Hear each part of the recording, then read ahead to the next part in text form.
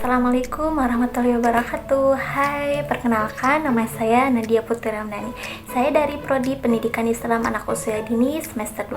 Di sini saya akan menampilkan video tugas tentang pembahasan sleep training. Nah, apa sih yang dimaksud sleep training itu? Yuk kita bahas. Training yaitu dimana kita sebagai orang tua mengajarkan anak kemampuan untuk tidur sendiri agar tidurnya dapat lebih berkualitas. Nah, penting gak sih sleep training itu untuk anak? Penting atau tidaknya balik lagi ke masing-masing si anak. Apakah mereka mempunyai masalah tidur atau tidaknya? Training bisa dimulai dari usia berapa ya? Sleep training bisa dimulai dari usia 4 bulan. Nah, tapi bunda-bunda mesti ingat bahwa harus atas persetujuan DSA.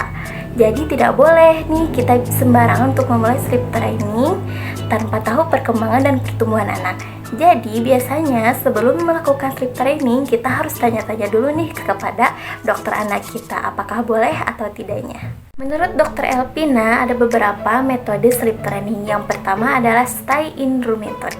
Ketika memulai metode ini, bunda-bunda bersama si bayi ada di kamar yang sama dan posisi bunda berada di samping si bayinya untuk menemani dan memberi anak rasa nyaman sampai dia tertidur pulas.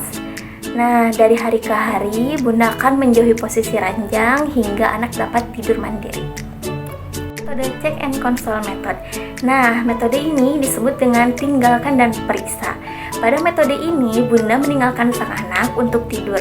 Bunda bisa mengucapkan selamat malam dan kata-kata sayang lainnya. Lalu berjalan keluar dari ruangan.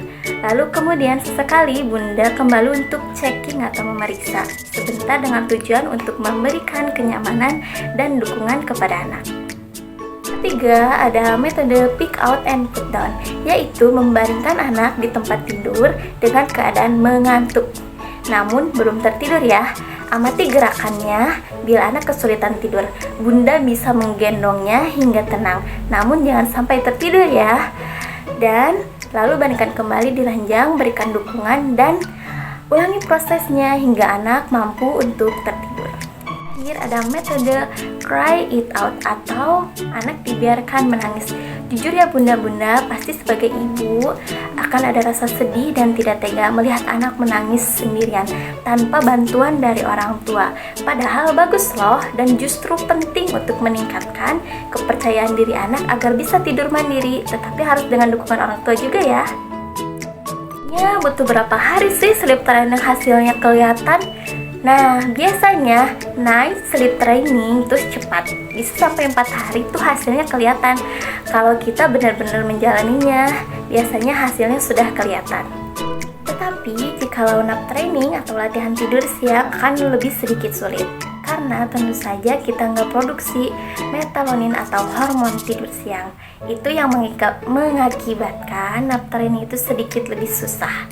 Dan biasanya night sleep training bisa sampai 4 hari, 5 hari, sampai 2 minggu tergantung anaknya dan lingkungannya yang mendukungnya itu seperti apa. Lalu barang-barang apa sih yang dipersiapkan untuk menjalani sleep training? Yang pertama ada tirai gelap. Tirai gelap benar-benar penting untuk kamarnya menjadi lebih gelap agar bisa mendukung tidurnya si anak. Terus yang kedua ada white noise. White noise adalah sekumpulan suara dan frekuensi yang dapat didengar oleh si bayi. Terus yang ketiga ada sleep sack atau kantong tidur. Karena anak sangat sensitif dengan suhu, jadi dengan adanya sleep sack kita menjaga suhunya sepanjang malam agar dia tidurnya lebih nyenyak dan lebih berkualitas. Jam tidur anak dimulai dari jam berapa sih? Nah, maksimumnya anak tidur jam 8 malam. Karena biasanya ada hormon pertumbuhan yang diproduksi optimal antara jam 11 dan 12 malam. Jadi pada saat jam 11 sampai 12 malam, anak itu harus dalam keadaan deep sleep. Maka sebaiknya anak tuh tidur sebelum jam 8 malam. Ini juga agar dia bisa mencukupi kebutuhan tidurnya. Bedtime routine. Bedtime routine yaitu memperkenalkan rutinitas yang bikin dia tuh relax. Kayak misalnya mandi dulu, sikat gigi, baca buku, cuci kaki atau cuci tangan. Jadi ketika kegiatan rutin itu yang kita kerjakan setiap hari, akan mengingat anak bahwa oh ini loh waktunya aku untuk tidur. Jadi anak tuh ada mindset nih setelah misalnya sikat gigi atau kita mandi atau dia habis membaca buku bersama mamanya, dia bisa menantikan setiap aktivitas yang mengarah pada tidur. Terakhir ada manfaat sleep training untuk bayi. Manfaat sleep training untuk bayi yang paling utama adalah membiasakan bayi untuk tidur secara mandiri sepanjang malam tanpa bantuan dari ibu. Nah, setelah dilatih memakai metode sleep training, bayi diharapkan dapat tidur nyenyak selama 9-12 jam di malam hari. Nah, sleep training juga dapat membantu perkembangan otak karena si kecil dilatih meregulasi emosinya sendiri dengan mandiri sejak dini tanpa bantuan orang tua. Selain itu, sleep training juga akan sangat bermanfaat agar ibu dan ayahnya mendapatkan waktu istirahat yang cukup.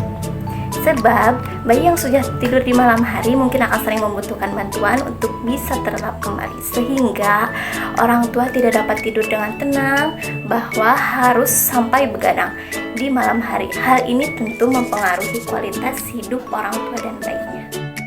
Sekian pembahasan video dari saya tentang sleep training. Mohon maaf bila ada kesalahan kata. Semoga bermanfaat untuk bunda-bunda semuanya yang akan menerapkan sleep training kepada anaknya. Wassalamualaikum warahmatullahi wabarakatuh.